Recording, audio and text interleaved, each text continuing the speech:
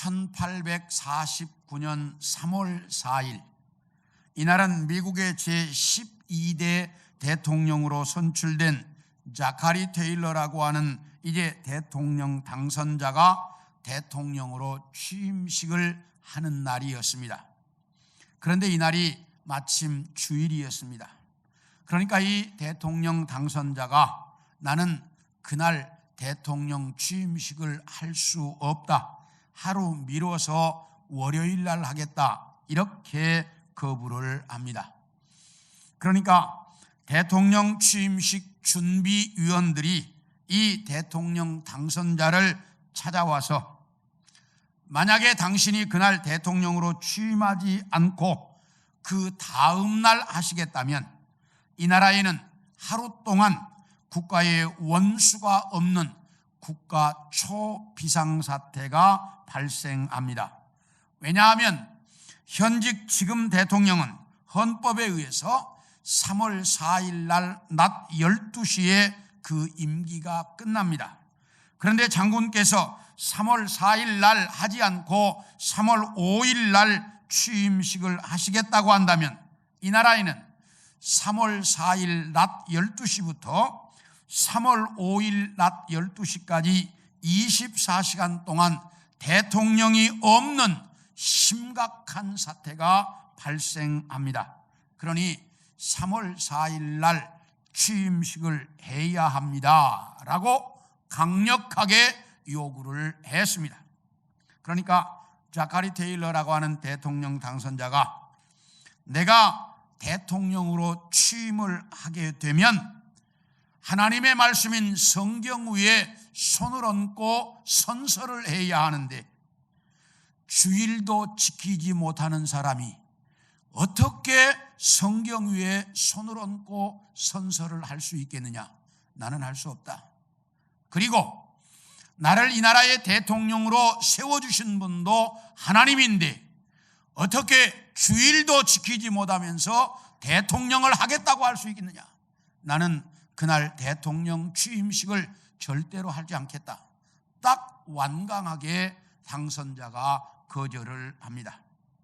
미국 헌법은 이럴 때 상원에서 24시간 동안 대통령직을 수행할 임시 대통령을 선출하도록 되어져 있습니다. 그래서 미국 상원이 급하게 모였습니다. 그래가지고 어떻게 할 거냐? 저렇게 당선자가 완강하게 거부를 하니까 그러면 24시간 동안 대통령직을 수행할 임시 대통령을 선발하자. 누구를 세울 거냐? 그 당시 상원 의장이 애치슨 상원의원이었는데 우리 상원의원의 의장인 애치슨 상원의원을 임시 대통령으로 세우자. 이래가지고 24시간 동안 이 임시 대통령직을 수행하라고 이제 상원에서 애치슨 상원의장을 이제 대통령으로 선발했습니다. 그런데 이 24시간이라고 하는 것은 미국의 대통령으로서 할 수 있는 권한이 어마어마합니다. 이 24시간 동안 무슨 일이 어떻게 벌어질지 이건 상상이 안 될 만큼 놀라운 문제입니다. 그래서 모든 세계 모든 언론과 그리고 세계 모든 나라와 미국 전체가 긴장해서 요 24시간 동안 애치슨 그 임시 대통령이 무슨 일을 어떻게 벌일 것인가 모두가 초긴장을 해서 바라보고 있었습니다. 그런데 이 애치슨 상원 의장 임시 대통령이 토요일 날 잠자리에 들면서 이렇게 가족과 친지들에게 말을 했습니다. 지금부터 월요일 대통령 취임식이 있기 전까지 이 나라에 전쟁이 일어나는 일 아니라면 나를 깨우지 마라. 그리고 잠자리에 들어서 24시간 침대에서 시간을 보내버리고 말았습니다. 왜냐하면 임시 대통령으로서 잘못했다가는 후임 대통령에게 부담을 줄까 싶어서 전혀 아무런 권한도 행사하지 않으려고 침대에서 24시간을 보냈습니다. 그래서 침대에서 대통령직을 수행하고 미국 전 국민들에게 존경받는 인물은 이 애치슨 의원입니다. 침대에서 24시간을 대통령직을 가지고 잤어요. 근데 후임 대통령에게 부담 주지 않으려고 그랬다고 하는 것을 알기 때문에 전 미국의 국민들은 지금까지도 이 애치슨 임시 대통령을 존경하고 있습니다. 이렇게 임시 대통령까지 세워가면서 주일이라고 취임식을 거부한 사람이나 헌법에 따라 임시 대통령으로 선출되었지만 차기 대통령에게 누가 되지 않도록 백악관에 가보지도 않고 24시간을 침대에서 보낸 사람이나 미국이라고 하는 나라가 어떤 나라인지를 분명하게 보여주는 내용입니다. 이런 신앙의 기반 위에 세워진 나라이기 때문에 세계 최강의 나라로 아직까지 흔들림이 없습니다. 예수 믿는 우리들도 이렇게 신앙의 기초가 튼튼해야 다른 사람들에게 본이 되는 성도로 살아갈 수가 있는데, 오늘 여러분에게 읽어드린 이 본문에 보면 유다라고 하는 사람이 우리에게 이 세상에서 어떤 신앙의 기초를 쌓아야 본이 되는 성도로 살아갈 수 있는지를 잘 가르쳐주고 있습니다. 그래서 오늘은 이 유다의 권면에 대한 말씀을 여러분들과 함께 나누려고 합니다. 자, 한번 따라하시죠. 조심해라. 우리 17절을 읽습니다. 시작. 사랑하는 자들아, 너희는 우리 주 예수 그리스도의 사도들이 미리 한 말을 기억해라. 여기 보면 사랑하는 성도들아, 예수님의 사도들이 말한 것을 잊지 말아라, 이렇게 말을 해요. 이 말은 이 유다서의 기록자인 유다가 사도들의 말을 인용하고 있는 내용입니다. 그렇다면 이 유다서를 기록한 유다는 누구일까? 성경에는 유다가 여러 사람 등장을 합니다. 그런데 그 중에 예수님의 동생들은 야고보, 요셉, 시몬, 유다, 그리고 여동생들이 있었다라고 성경이 말하고 있는데, 그 예수님의 남자 동생들 중에 막내인 유다가 오늘 이 유다서의 기록자라고 알려져 있습니다. 예수님의 동생들 중에 야고보는 사도행전 15장에 나오는 예루살렘 종교회의 때 의장을 해야 할 만큼 널리 알려져 있었습니다. 그러나 이 막내 유다는 잘 알려져 있지 않았습니다. 그래서 본문 1절에 보면 자기를 소개하면서도 야고보의 형제 유다, 이렇게 자기를, 형의 이름을 빌려서 자기를 소개하고 있습니다. 이렇게 잘 알려져 있지 않기 때문에 오늘 본문의 말씀도 사도들을 이제 이름을 빌려서 이 말을 하고 있습니다. 왜? 자기가 잘 알려져 있지 않았기 때문입니다. 이런 유다가 뭐라고 권면하느냐? 18, 19절을 봅니다. 시작. 그들이 너희에게 말하기를 마지막 때에 자기의 경건하지 않는 정욕대로 행하며 조롱하는 자들이 있으리라 하였나니, 이 사람들은 분열을 일으키는 자며 육에 속한 자며 성령이 없는 자니라.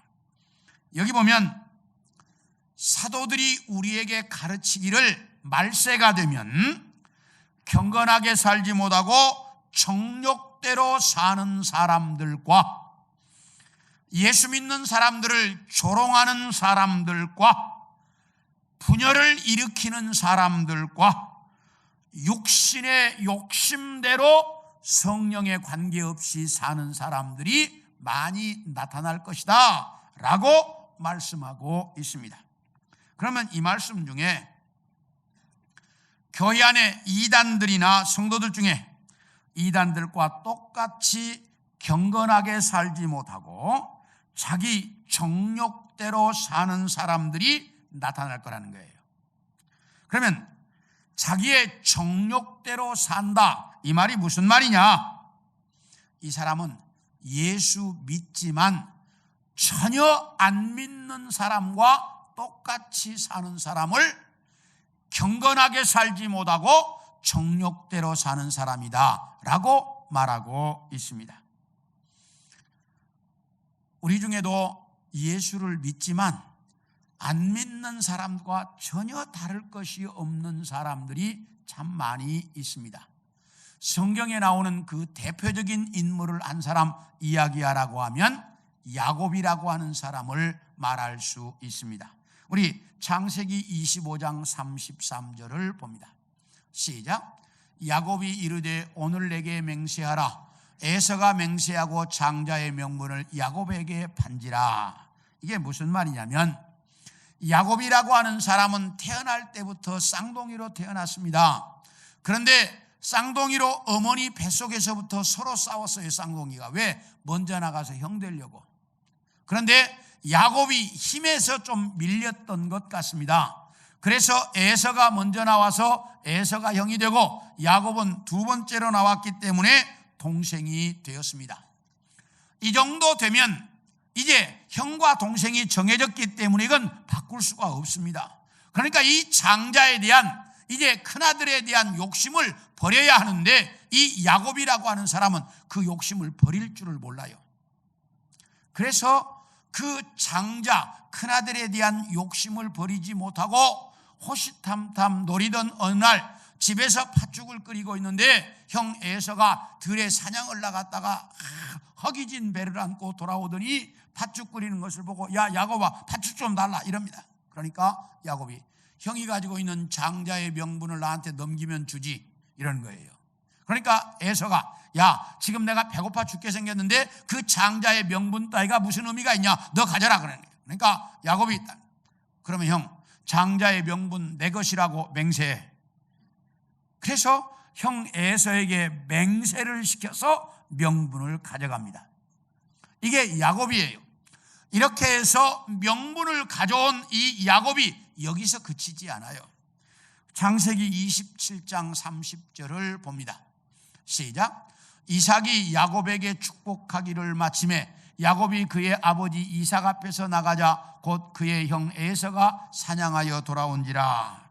이게 무슨 말이냐면 아버지 이삭이 나이가 많아서 앞이 보이지 않았습니다. 그러니까 어머니와 짜고 형 에서가 받아야 할 장자의 축복을 야곱이 가로챕니다. 아버지를 속이고. 그래서 이제 명분은 팥죽으로 샀고, 그리고 이제 아버지를 속여서 그 장자의 축복을 가로챕니다. 그리고 이제 형이 죽이려고 하니까 도망을 갔어요. 삼촌 라반의 집으로 도망가가지고 삼촌 라반의 집에서 20년을 살았어요. 그런데 20년을 살면서 하나님 믿지 않는 삼촌 라반과 똑같이 서로 속고 속이고 속고 속이면서 그러면서 재산을 모았습니다. 그래서 엄청난 이제 부자가 되었습니다. 이렇게 야곱은 분명히 하나님을 믿는 사람이었지만 하나님을 믿지 않는 사람과 똑같은 모습으로 살았습니다. 그래서 앞을 보지 못하는 아버지 이삭을 속여서 이제 장자의 축복을 가로채는가 하면 다른 사람을 속여서 거짓말로 해서 이제 재산을 모으고 그리고 임기응변과 권모술수에 능한 사람으로서 하나님 믿지 않고 세상 사는 사람들과 똑같은 모습으로 살았던 대표적인 인물이었습니다. 그런데 오늘 본문은 말세가 되면 우리 교회 안에 이런 성도들이 많이 나타날 것이다 라고 말하고 있습니다. 우리는 이 말씀을 잘 들어야 합니다. 분명히 오늘날 우리가 신앙생활하고 있는 모습을 보면 혹시 경건의 이름은 이름뿐이고 물질에 대한 욕심, 세상 향락에 물들어서 안 믿는 사람들과 구분 없이 살고 있지는 않습니까? 우리는 분명해야 합니다. 내가 하나님의 사람으로서 내 인간의 욕심대로 살지 말고 하나님의 뜻대로 사는 그런 신앙인이 되어야 한다는 분명한 의지를 가지고 살아야 합니다. 그리고 말합니다. 또 말세가 되면 성도들을 조롱하는 사람이 많이 나타날 것이다, 이렇게 말합니다. 이 땅에 있는 모든 이단들은 다 기독교를 비방합니다. 그리고 자기들만이 진리라고 가르칩니다. 그런데 그 가르침을 들으면 진리와 비슷해요. 그러니까 성도들이 많이 넘어갑니다. 그런데 그건 진리가 아니에요. 왜 진리가 아니냐? 이단들을 보면 한때는 막 대단한 것 같아도 조금 지나가고만 다 망해요. 그 대표적인 게 통일교가 한때는 우리 대한민국을 집어삼킬 것처럼 대단했습니다. 그런데 때가 지나자 통일교도 시들해졌습니다. 신앙촌, 전도관이 한때 대단했습니다. 그런데 이것도 시간이 지나면서 시들해졌습니다. 여호와의 증인이 그랬고 만민교회가 그랬습니다. 구원파가 그랬습니다. 이제 신천지도 그럴 것이고 또 하나님의 교회도 역시 마찬가지로 조금 있으면 망할 거예요. 왜? 이단들은 다 교회를 비난하고 비방해요. 그런데 하나님은 교회를 비난하고 비방하는 그 사람을 그냥 두지 않기 때문이에요. 교회를 비방하고 성도를 비난한 이 사람들을 하나님은 분명하게 망하게 만드시네요. 그러니까 이단은 망하게 돼 있어요. 조금만 가면. 왜? 하나님이 그렇게 하셔요. 그런데 문제는 이단은 아닌데 교회 안에 사는 성도들이 교회를 비방하고 비난하고 성도들을 비난하는 사람들이 있어요. 혹시 여러분들 중에 그런 분이 있다면 빨리 회개하고 중단하셔야 합니다. 왜냐하면 내가 하는 비난대로 내게 오기 때문이에요. 하나님은 교회를 비난하고 그리고 이제 이렇게 성도를 비난하면 그 비난하고 비방하는 대로 내게 오게 하십니다. 그러니까 교회를 비난하고 비방하는 일을 우리는 언제나 중단하셔야 돼요. 말세가 되면 이런 사람들이 교회 안에 많이 나타날 것이다 라고 말합니다. 혹시 우리 성도들 중에 이런 사람들이 없기를 소원합니다. 그래서 교회를 비방하는 사람들이 나타나는데 너희는 그런 사람이 되지 마라, 이렇게 유다가 권면하고 있습니다. 그런가 하면 이렇게 정욕대로 살고 그리고 비방하고 비난하고 사는 사람들로 말미암아 교회에는 분열이 생긴다, 이렇게 말하고 있어요. 우리 고린도전서 1장 11절 12절을 봅니다. 시작. 내 형제들아, 글로의 예지편으로 너희에 대한 말이 내게 들리니 곧 너희 가운데 분쟁이 있다는 것이라. 내가 이것을 말하거니와 너희가 각각 이르되 나는 바울에게, 나는 아볼로에게, 나는 게바에게, 나는 그리스도에게 속한 자라 한다는 것이다. 여기 뭐라고 말하냐면 고린도 교회 안에는 네 파가 있었다는 거예요. 바울파, 베드로파, 아볼로파, 그리스도파, 이렇게 네 파가 교회 안에 서로 싸우니 그 교회가 어떤 교회가 되었겠어요? 그래서 초대교회 성경에 나오는 교회들 중에 가장 문제 많은 교회가 고린도 교회였어요. 이렇게 파로 나뉘어서 싸우니까 오늘날 한국 교회도 보면 목사파, 장로파로 나뉘어서 싸우는 교회가 있고 개혁파, 보수파로 나뉘어서 싸우는 교회가 있는가 하면 분리파, 사수파로 나뉘어서 싸우는 교회들도 있습니다. 그런데 교회 안에 이렇게 분열이 있다는 것은 왜 분열이 있느냐? 경건하게 살지 못하고 자기 욕심대로 사는 사람들이나 또 이제 교회를 비난하고 비방하는 사람들이 있기 때문에 교회 안에 이런 분쟁이 생긴다는 거예요. 그러므로 너희는 절대로 비난하지 말고 분열을 일으키는 자가 되지 말아라, 이렇게 가르치면서, 그런데 이 사람들은 그 안에 성령이 없어서 성령을 따라 생각하거나 행동하지 않고 육신 따라 생각하고 행동하는 사람들이다라고 말합니다. 예수 믿는 사람들이 성령의 뜻을 따라 행동하지 않고 육신의 욕심대로 살아갈 때 얼마나 무서운 일들이 벌어지는지를 성경은 정확히 보여줍니다. 우리 사무엘상 16장 14절을 봅니다. 시작. 여호와의 영이 사울에게서 떠나고 여호와께서 부리시는 악령이 그를 번뇌하게 했다. 이게 무슨 말이냐면 여호와의 영, 성령이 사울에게서 떠났다, 이렇게 말을 해요. 사울에게서 성령이 떠나니까 어떤 일이 벌어졌어요? 악령이 그에게 임했다, 이렇게 말을 해요. 성령이 떠나니까 악령이 그에게 임해서 사울을 정신장난증 환자로 만들어버렸습니다. 그러다가 보니까 이 사울은 왕이 되었지만 일평생 한 일이 뭐냐?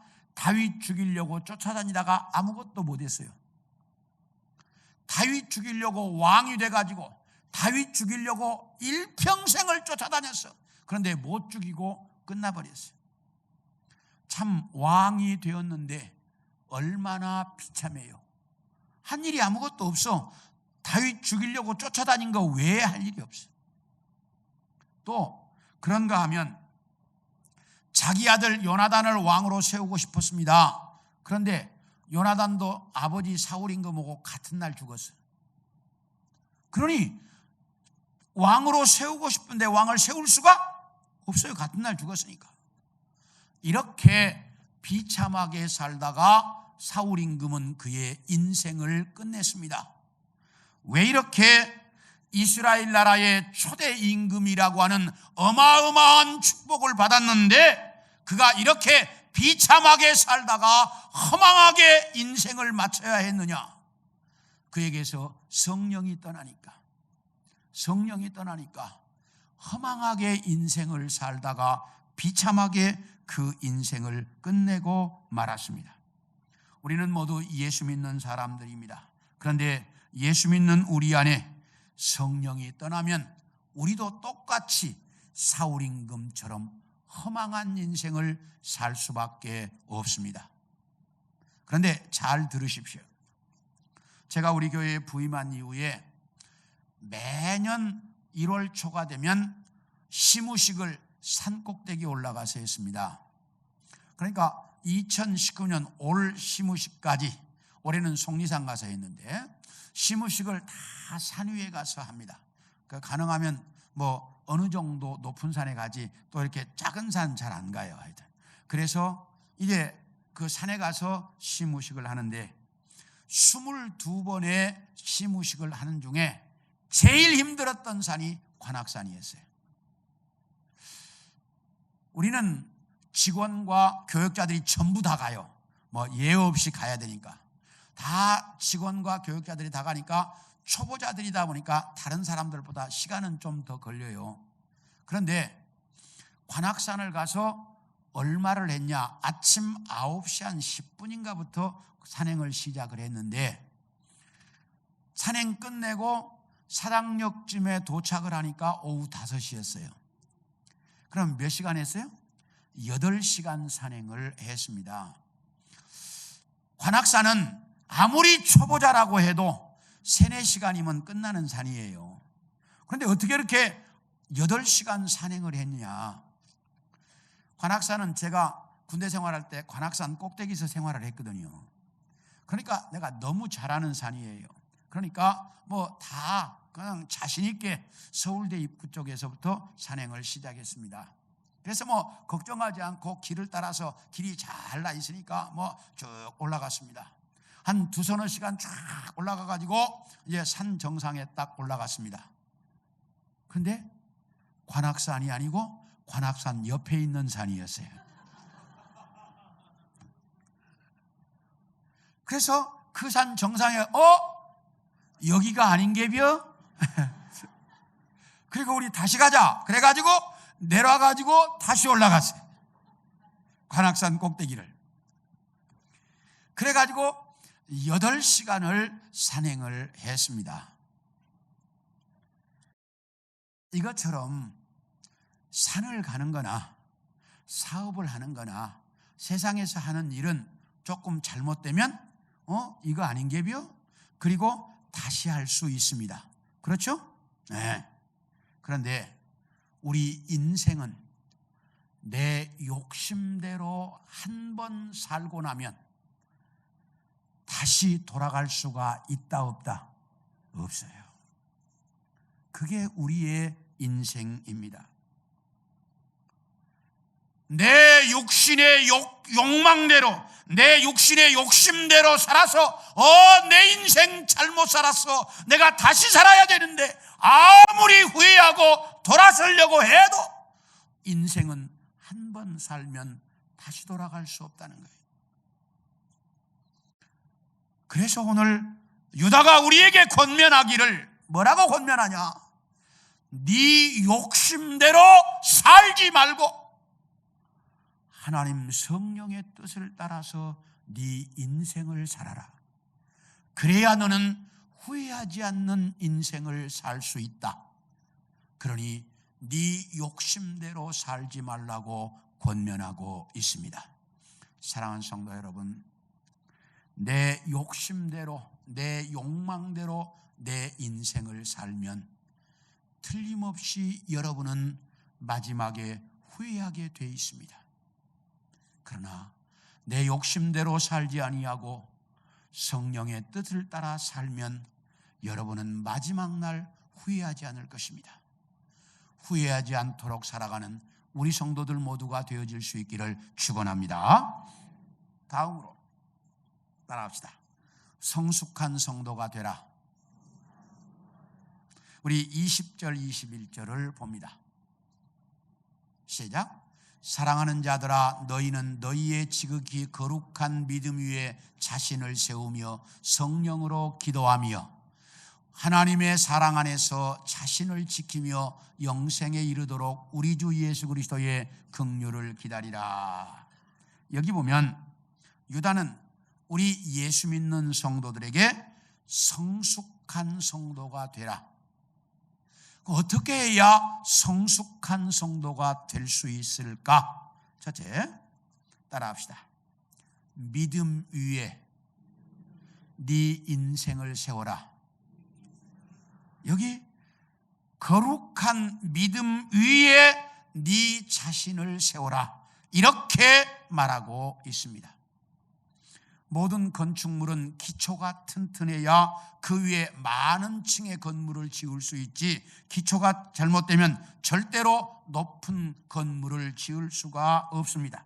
그래서 우리 주님께서도 이렇게 말씀하십니다. 반석 위에 지은 집은 비가 내리고 바람이 불고 창수가 나도 흔들리지 않지만 모래 위에 세운 집은 비가 내리고 바람이 불고 창수가 나면 그 무너짐이 심각할 것이다 라고 말씀하고 있습니다. 그래서 건축을 하는데도 기초가 중요하고 모든 운동도 마찬가지입니다. 기초가 잘 돼 있는 사람은 계속 뻗어나서 특급 선수가 될 수 있지만 기초가 잘못되면 절대로 좋은 선수가 될 수 없습니다. 공부도 마찬가지입니다. 초등학교 때부터 공부 기초가 잘 돼 있는 사람은 중학교, 고등학교에 가서 공부 잘할 수 있지만 기초가 잘못되어 있으면 기초를 다시 시작하기 전에는 좋은 공부를 할 수 없어요. 그래서 기초라고 하는 것이 대단히 중요한데 유다는 우리에게 뭐라고 말하느냐?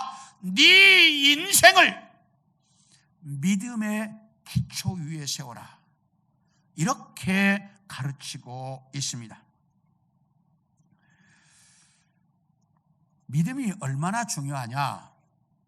이 믿음이 있어야 예수 믿는 사람이라고 말하고 믿음이 있어야 우리가 구원받을 수 있습니다.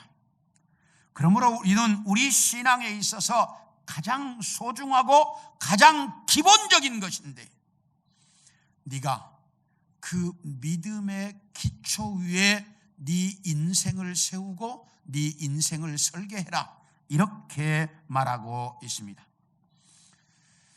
여러분, 이것을 잘 들으셔야 합니다. 내 인생이 믿음의 기초 위에 서 있는 사람들은 이 세상을 살아가면서 어떤 일을 만나도 반석 위에 세운 집처럼 흔들림이 없습니다. 그러나 내가 이 믿음의 기초 위에 내 인생을 세우지 못했으면 세상을 살아가면서 어려움을 만나고 고난을 만나고 환난을 만나면 우리는 흔들리게 돼 있고 넘어지게 돼 있습니다. 그래서 믿음의 기초 위에 내 인생을 세웠느냐 아니냐 하는 것은 내 인생이 성공하느냐 못하느냐 하는 것을 결정지어 준다는 거예요. 그래서 오늘 유다는 우리에게 네 인생을 믿음의 기초 위에 세워라, 이렇게 가르치고 있습니다. 그런가 하면 성령으로 기도해라, 이렇게 말합니다. 성령으로 기도해라? 이 말이 무슨 말일까? 이걸 영어 성경은 Pray in the Holy Spirit, 성령 안에서 기도해라, 이 말이에요. 이게 다시 말하면 인간의 욕심대로 기도하지 말고 성령의 뜻을 따라서 성령 안에서 기도해라, 이런 말인데 우리는 자주 기도 응답에 대한 이야기를 합니다. 어떻게 하면 내가 기도 응답을 받을 수 있을까? 내 욕심대로 기도하면 그건 기도 응답이 돼야 안 돼요? 안 돼요. 하나님의 뜻대로 기도해야 우리가 기도 응답을 받을 수 있는데 어떻게 기도하는 게 하나님의 뜻대로 기도하는 것일까? 우리는 고민이 됩니다. 그렇죠? 하나님의 뜻대로 기도하는 건 기도 응답이 돼요. 근데 내가 어떻게 기도하는 게 하나님의 뜻대로 기도하는가? 우리는 잘 모른다, 이 말이에요. 고민이 되는데 걱정할 것 없어요. 우리 함께 로마서 8장 26, 27절을 봅니다. 시작. 이와 같이 성령도 우리의 연약함을 도우시나니 우리는 마땅히 기도할 바를 알지 못하나 오직 성령이 말할 수 없는 탄식으로 우리를 위하여 친히 간구하시느니라. 마음을 살피시는 이가 성령의 생각을 하시나니 이는 성령이 하나님의 뜻대로 성도를 위하여 간구하심이라. 여기 뭐라고 말하는 거니? 우리는 마땅히 기도할 바를 알지 못한다. 이 말이 무슨 말이에요? 하나님의 뜻대로 기도할 줄을 모른다는 거예요. 우리는 왜? 하나님의 뜻을 잘 모르니까. 하나님의 뜻대로 기도할 줄을 모른다는 거야. 근데 뭐라고 말하냐? 너희가 하나님의 뜻대로 기도할 줄을 모르기 때문에 성령께서 하나님의 뜻을 잘 알고 하나님의 뜻대로 기도해 주신다, 이렇게 말합니다. 이 말을 조금 더 설명하면 이런 얘기예요. 우리가 열심히 기도하면 우리가 기도한 것 중에 하나님의 뜻에 맞지 않는 기도도 있을까요? 없을까요? 있지요. 그때마다 성령께서 하나님의 뜻에 맞도록 바꾸어서 기도해 주신다, 이렇게 말을 해요. 그러니까 하나님의 뜻대로 기도하느냐 못하느냐 걱정하지 말고 뭐만 해라? 다 같이 기도만 열심히 하자. 열심히 하라는 거예요. 근데 내 기도가 응답받지 못하는 이유는 누구의 뜻에 맞지 않기 때문에, 하나님의 뜻에 맞지 않기 때문에. 하나님의 뜻에 맞지 않는 기도는 응답이 안 돼. 왜요? 성령께서 다 카트해버리고 하나님의 뜻에 맞도록 바꿔서 기도하기 때문에 하나님의 뜻에 맞지 않는 기도는 하나도 응답이 안 된다니까요. 그러니까 내 기도가 응답받지 못했으면 뭐에 맞지 않았다?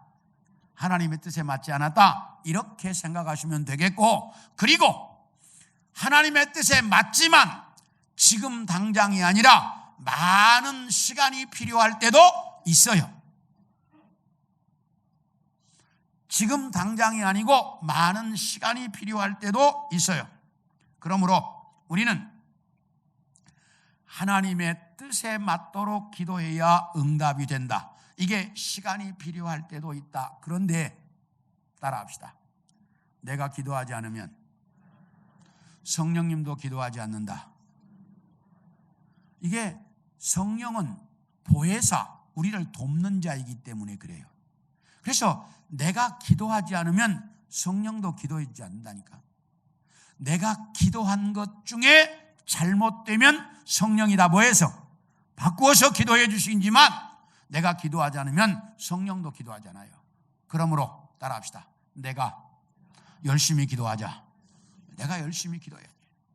그러면 성령께서 다 바꾸어서 기도해 주시니까 걱정하지 말고 열심히 기도하기를 원합니다.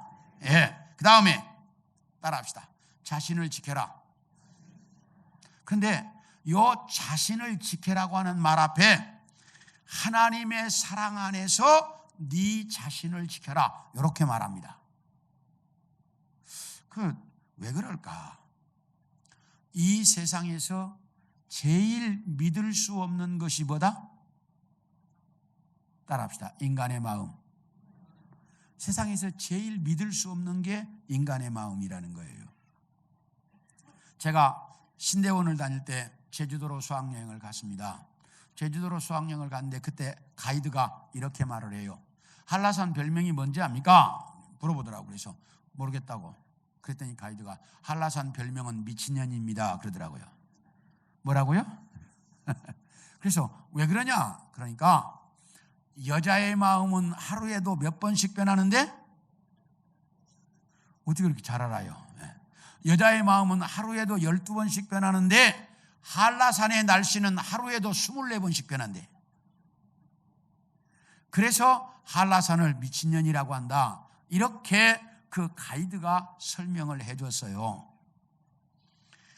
이렇게 믿을 수 없이 자주 변하는 것이 인간의 마음이라는 거예요. 그렇기 때문에 너희 인간의 마음에다가 하나님의 사랑을 담아서 그 하나님의 사랑으로 네 마음을 지켜라. 하나님의 사랑이 네 마음을 지켜서 다른 사람을 미워하고 시기하고 질투하고 죄짓고 싶고 향락을 누리고 싶고 세상에서 남들과 싸우고 싶은 그 모든 마음을 사랑의 마음으로 네 마음을 지켜서 그 사랑의 마음이 흔들리지 않도록 해라. 그래야 네가 올바른 성도로 살 수 있다라고 말합니다. 사랑하는 성도 여러분, 우리는 이 땅에서 살면서 믿음의 기초 위에 내 인생을 세우고 성령의 뜻을 따라 기도하면서 하나님의 사랑이 내 마음을 지켜야 돼. 하나님의 사랑이 내 마음을 쫙 지키고 있어야 그래야 성숙한 성도가 될 수 있다는 거예요. 그래야 우리는 이 땅에서 성숙한 성도가 될 수 있다라고 말합니다. 원하기는 여러분 모두가 정말 믿음의 기초 위에 인생을 세우고 정말 하나님의 뜻을 따라 기도해 가면서 그리고 사랑으로 내 마음을 지키는, 사랑으로 내 마음을 지켜서 다른 어떤 것이 내 마음을 무너뜨리지 못하도록 하는 그 사랑으로 살아가서 성숙한 성도들이 되기를 축원합니다. 마지막으로 이렇게 말합니다. 따라합시다. 긍휼히 여겨라. 뭐해라? 긍휼히 여겨라. 우리 22절 23절을 봅니다. 시작. 어떤 의심하는 자들을 긍휼히 여기라. 23절이요. 네. 또 어떤 자를 불에서 끌어내어 구원해라. 또 어떤 자를 그 육체로 더럽힌 옷까지도 미워하되 두려움으로 긍휼히 여기라. 여기 긍휼이라는 말이 무슨 말이냐면 자격 없는 자에게 베푸는 은혜를 긍휼이라고 말합니다.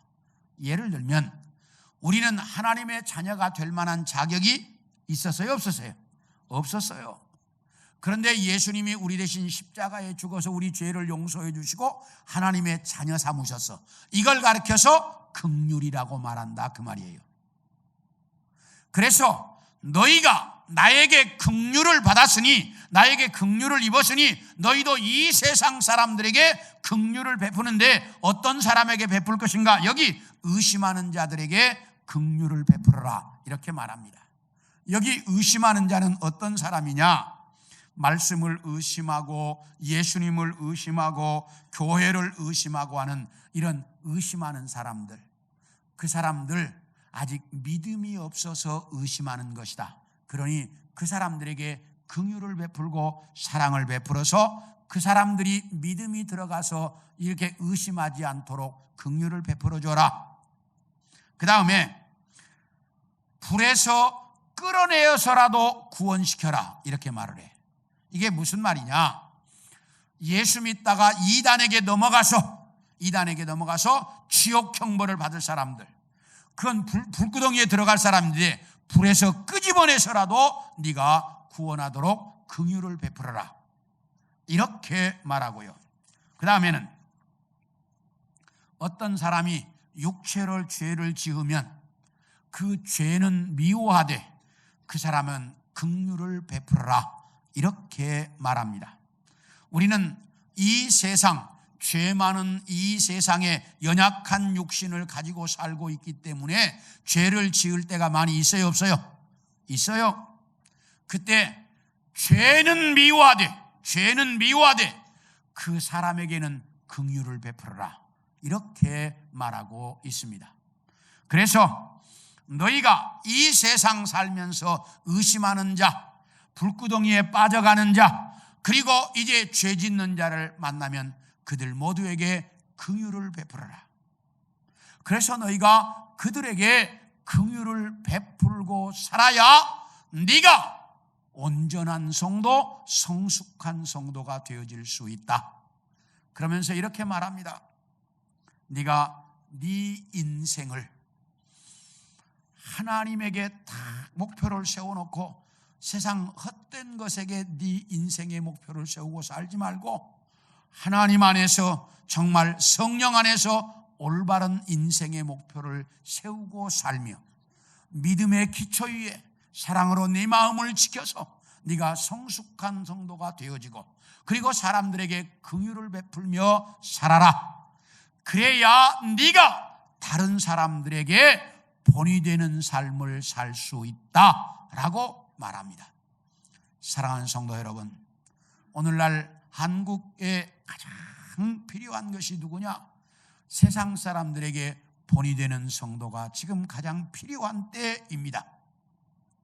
이런 때 우리 성도들 모두가 이 유다의 권면을 잘 들어서 정말 내 인생의 분명한 목표를, 가치를 하나님께 두고 믿음의 기초 위에 사랑으로 내 마음을 지키고 세상에 긍휼을 베풀며 살아 세상 사람들에게 본이 되는 성도들이 되어질 수 있기를 축원합니다. 여러분들이 그렇게 살아야 우리 주님이 기뻐하시고 여러분을 통해 그리스도의 복음이 이 세상에 전해질 수 있습니다. 오늘날 한국에 가장 필요한 본이 되는 성도들 모두가 되어질 수 있기를 축원합니다. 축원합니다.